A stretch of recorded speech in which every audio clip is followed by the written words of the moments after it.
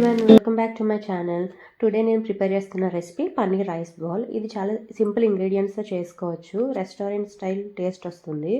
చాలా healthy, filling and super tasty ఉంటుంది.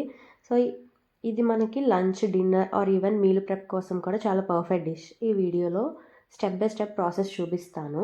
So let's get started. Now I will show you the ingredients. ఇక్కడ broccoli boiled వాటర్లో salt వేసి broccoli వేసి stitch చేసి పక్కన పెట్టుకున్నాను. డైరెక్ట్ కూడా వేసుకోవచ్చు కావాలి అంటే.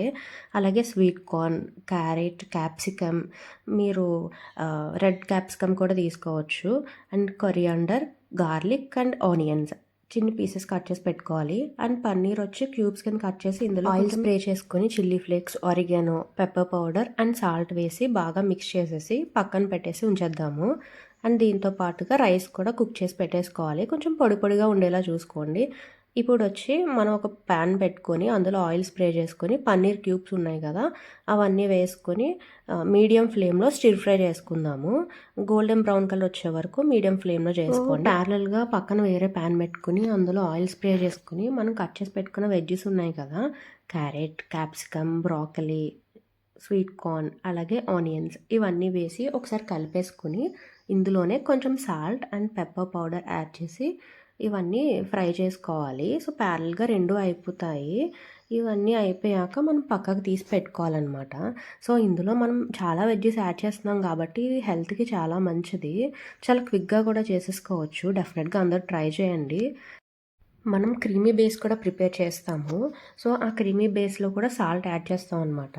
అందులో ఈ వెజ్జెస్ వేస్తాం కాబట్టి మళ్ళీ సాల్ట్ ఎక్కువకుండా ఉండాలి కదా, అందుకనేసి సాల్ట్ చూసి అడ్జస్ట్ చేసుకోండి. సో ఇప్పుడు ప్యారలల్గా రెండు కూడా కుక్ అయిపోతున్నాయి. అయిపోయిన తర్వాత మనం వెజ్జెస్ పక్కకు తీసేసుకొని మళ్ళీ సేమ్ ప్యాన్లో కొంచెం ఆయిల్ స్ప్రే చేసుకొని గార్లిక్ యాడ్ చేసుకొని ఫ్రై చేసుకోండి. తర్వాత మీరు ఆటా ఆర్ మైదా యాడ్ చేసుకోవచ్చు. ఆటా హెల్తీ కాబట్టి నేను ఆటా యాడ్ చేస్తున్నాను. సో అందులో ఏం చేయాలంటే కొంచెం బాయిల్డ్ మిల్క్ ఉంటుంది కదా, చల్లారిపోయింది, అది యాడ్ చేస్తున్నాము. ఇది ఎందుకంటే క్రీమీ బేస్ రావడం కోసం అనమాట. మీకు క్రీమీ బేస్ ఎక్కువ కావాలి అంటే కనుక మీరు పిండి ఎక్కువ వేసుకోండి. సో దాని ప్యారలల్గా మిల్క్ కూడా పడుతుంది. అడ్జస్ట్ చేసుకొని కలుపుకోండి.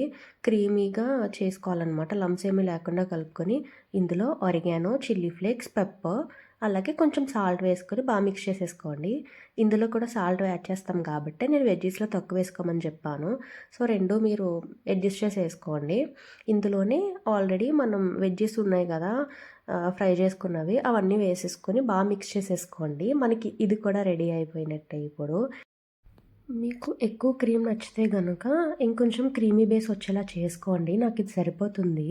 సో నెక్స్ట్ ప్రాసెస్ ఏంటంటే ఫ్లేవర్డ్ రైస్ చేసుకోవాలి. దానికోసం మళ్ళీ ప్యాన్ పెట్టుకొని అందులో కొంచెం గీ వేసుకుంటున్నాను.